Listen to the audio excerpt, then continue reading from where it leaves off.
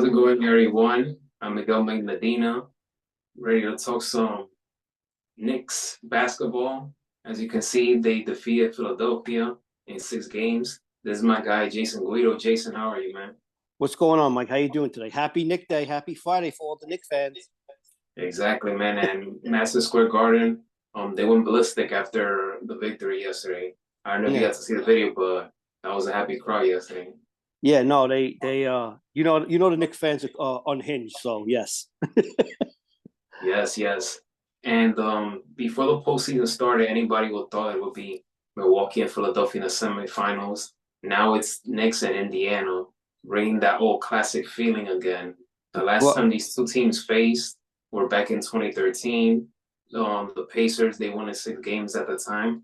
Yes, I want revenge for 2013. But I'm excited for this series. But before we get into that, let's talk a little bit about last night's game. Brunson, once again, 41 points.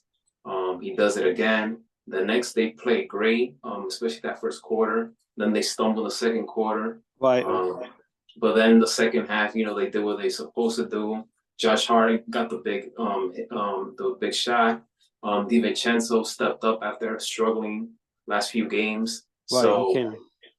Knicks did it. They shut Joel Embiid up. He guaranteed win series, so I'm glad that he went home crying.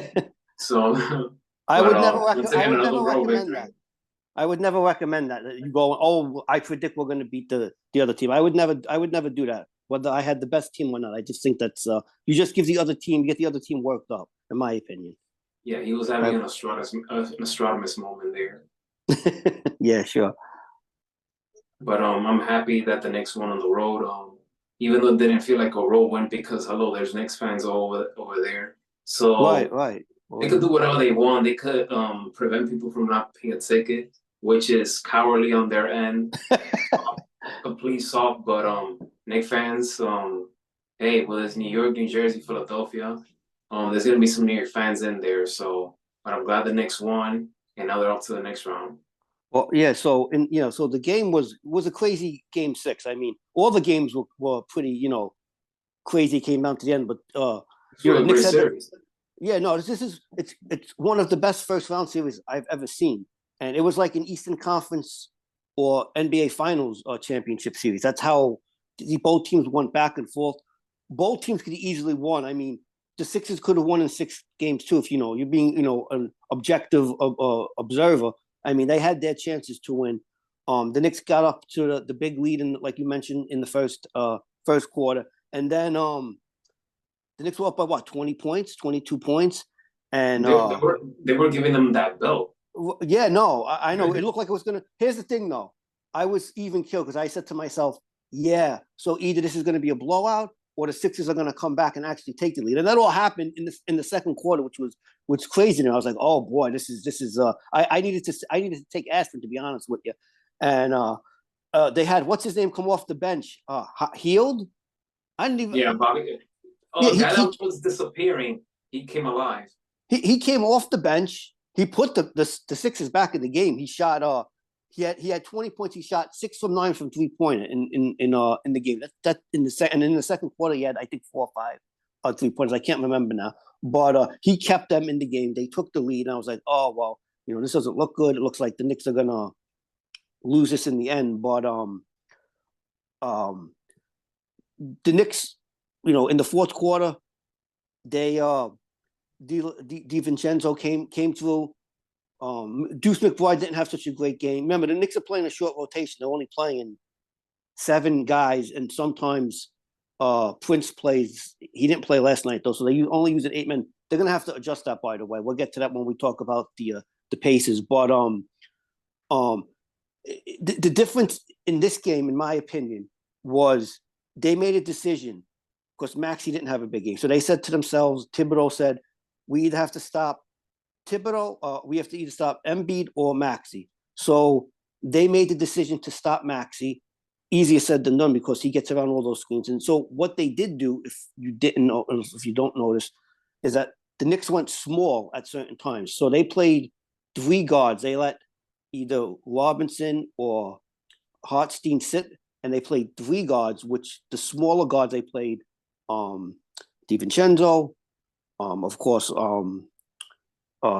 Deuce McBride and either Josh Hart or whoever switched off OB. OB actually, when they were going small, OB actually was the center. But by them switching off, and they were able to stay with Maxey and prevent him from shooting those 3 pointers. They said, okay, go to the rim or pass the ball to MB, let him shoot or let him go to the rim. And in the end, that's what worked. Along with the Knicks again didn't shoot. Their free throws were, they went, okay, I'll read the statistics. They went 18 for 24, so they still missed 6. The Sixers went 22 for 23 at the free throw line. So that was the difference. But down the stretch, the Knicks made all their free throws. And the Knicks also employed the whole, when you were up by 3 points, you foul, let the other team go to the line, you get the ball back, and then they foul you. And that actually works for the Knicks. And of course, the craziness of Game 5, that worked against them. And the Sixers wound up tying it and winning it in overtime. But again, the Knicks changed sort of, they made the adjustments in the fourth quarter, and they were able to come out on top. And that's as simple as it came. They weren't able to overcome it, the Sixers with the offense that they had on the court. They almost did. The Knicks had an 8-point lead with like 2.5 minutes left, I think. And I said to myself, oh, well, the game's probably not over yet. And it wasn't. They made a run, and Josh Hart hit a big 3-pointer, and that pretty much, Knicks made their free throws, like I said, and they were able to run out the clock, and that was the result of it. And on to Indiana. Yes, and now that's what we're gonna talk about the preview. Pacers, Knicks. Both teams are very good in terms of sharing the ball. Indiana's a young team. The good thing about them is that they added some experience, which is Pascal Siakam in that All right. trade, which was a huge benefit to them. But when you have like a star player in Halliburton who Right. distributes the ball, that makes them much more dangerous. So they share the ball well. They play well against Milwaukee, and yes, Milwaukee, they were missing Giannis. guys, so exactly that happens. But this is going to be a fascinating matchup because you have two young teams on each side. Both teams they share the ball. Indiana they play defense when they have to, but Knicks are a much more better defending team than Indiana is. So, but Indiana, what I I see agree. from them so far is that they're fearless. As a young team, they're fearless for a team that doesn't have so much playoff experience aside from Siakam. They're fearless and they do play fast pace. So that's something that the Knicks have to pay attention to.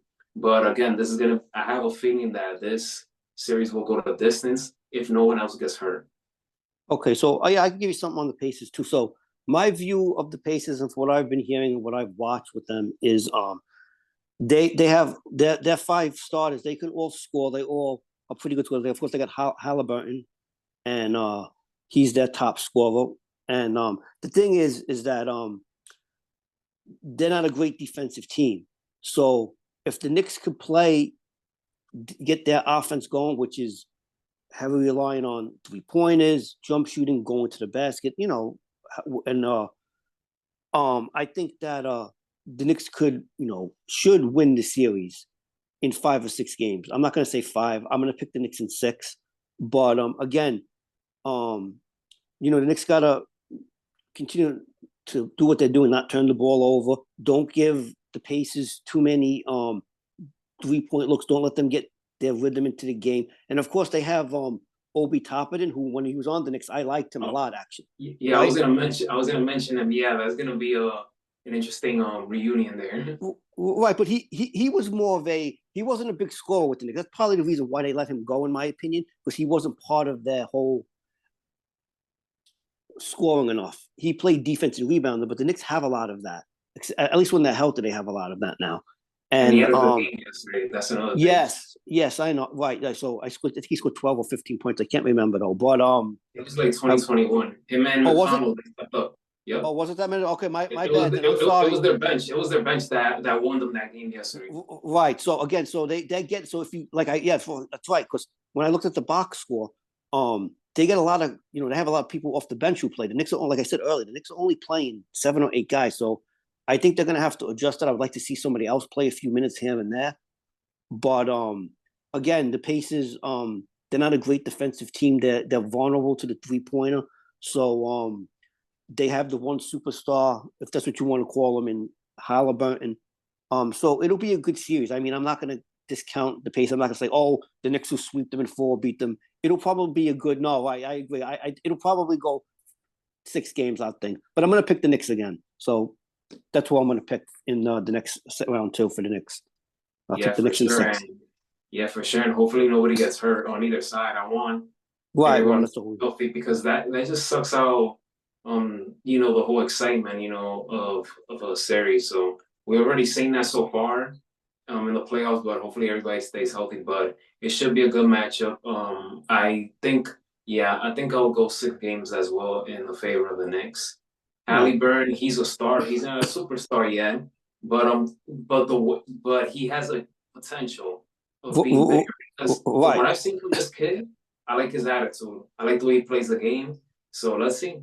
And you may find this funny when the Knicks play any team. It seems like in the playoffs, people have incredible games against them, all the way going back to the old Michael Jordan days. That's what I remember. So it was either Michael Jordan or Reggie Miller, and all those plays that people usually have good games against the Knicks. Usually, their scoring will come in and give what's advertised. So the Knicks will have to, play their defense, rebound, make their free throws, and they should be able to beat the Pacers. I mean, we're still playing. I think the Cleveland, the Cavaliers, and the Magic are still going to game 6, right? They're going to game 6 or 7. Going They're game going to 6, I get believe. 7. So it's not even set. So the Celtics will play one of those teams. But as for the Knicks, as long as they don't have like a complete collapse on defense or somebody doesn't, have their offense, don't, because the Knicks are a streaky team. We seen it last night again in the first quarter. They looked like they were, and then in the second quarter they couldn't throw the ball in the ocean. So that's what we're trying to prevent. If I'm the Knicks, that's what I'm trying to prevent. Try to keep the scoring consistent throughout the series against the Pacers. But we'll see how it goes. I always like to see game one because after game one, then you make your adjustments and then you can take it from there.